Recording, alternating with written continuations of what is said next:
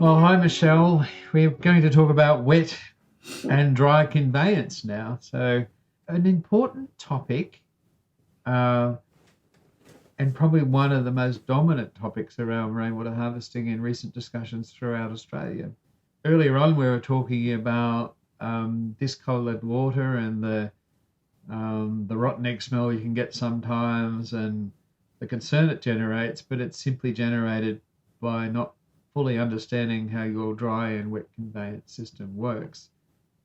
And it's just created by decomposing leaves and debris. So dry conveyance is where rainwater is conveyed from your roof through your roof gutter and downpipes directly into your storage, your rainwater storage.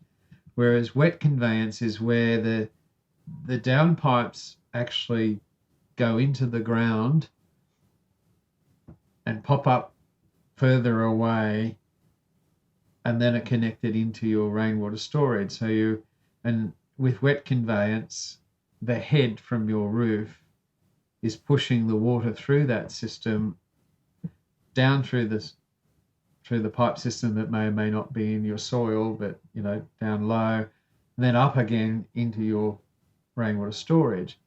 So with wet conveyance, there's always a amount of water that's stored in the low point, and that's a source of great concern if not managed properly throughout Australia. So wet conveyance has been popular because it allows all the roof to be connected to a rainwater storage that might be distant from your house or building.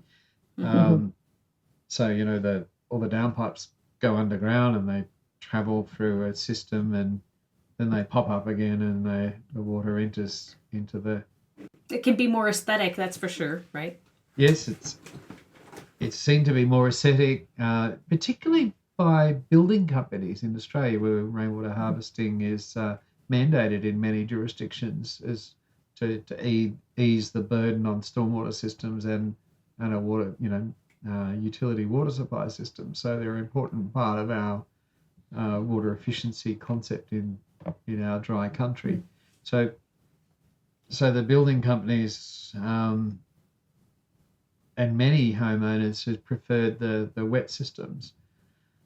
However, they've been installed by subcontractors to builders, and they're been a mass-produced process, and we're trying to actually fix this in this country at the moment.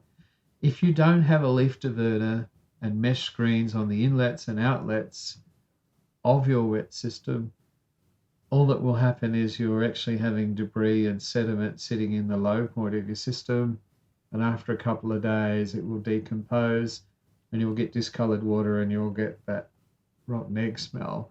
And people claim, there's all sorts of problems with rainwater. No, it isn't. It's just got some decomposing materials in your system. So also you should have mesh screens on all of your inlets and outlets to your rainwater storage anyhow. It stops animals and other critters from crawling into your storage. It stops debris from entering. So it's your final screen before your storage. But people also overlook the outlet should be screened as well to stop access to your storage. Well, the outlet of your wet storage before it goes into your tank. Two issues, Michelle. Good point. Outlet of your rainwater storage, but also inlet and outlet of your wet storage process. Because you don't want, so if you've got water stored between rain events and maybe in a slightly Mediterranean climate, which you do have there in Canada towards Vancouver, small animals will seek water, so they'll crawl down the pipe into that stored water. So that's easily fixed by a screen on the inlet and the outlet. Although, really, if you had a wet system in Canada, unless it was below the frost line, you'd have to drain it. Otherwise, the risk of, trying to keep water in your wet system was that you would probably break some pipes. Cold climate design is quite interesting. So there's two concepts at play here. The first one is the period between rain events when it's warm. So say there's 3 weeks between a rain event. If you're in a Mediterranean climate, just ignore the cold part of the year for a moment. You don't want anything to crawl into your storage, and you don't want to be storing debris in there to go off before the next rain event. Because what happens at the next rain event is whatever is stored in your wet system between rain events is pushed up into your rainwater storage at the beginning of the next rain event. So if they're screened between rain events and you've got a leaf diverter so materials can't get into them, you're avoiding that common problem. However, when it's cold, as you were saying, Michelle, your cold climate design, you may not be using that system at all, so you'll be closing it down.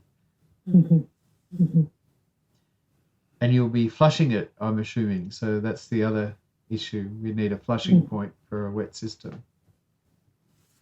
Any final thoughts on when somebody might go with a wet versus dry conveyance system? It's normally done for one of two reasons, or all of the above. The first one is to get more of a roof catchment connected to the single storage.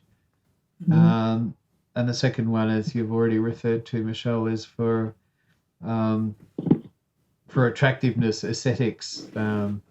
So there's not pipes running everywhere on the surface. So, and if the downspout filter and screens are included at the inlet and the outlet of the wet conveyance system, it can still be a good design, right?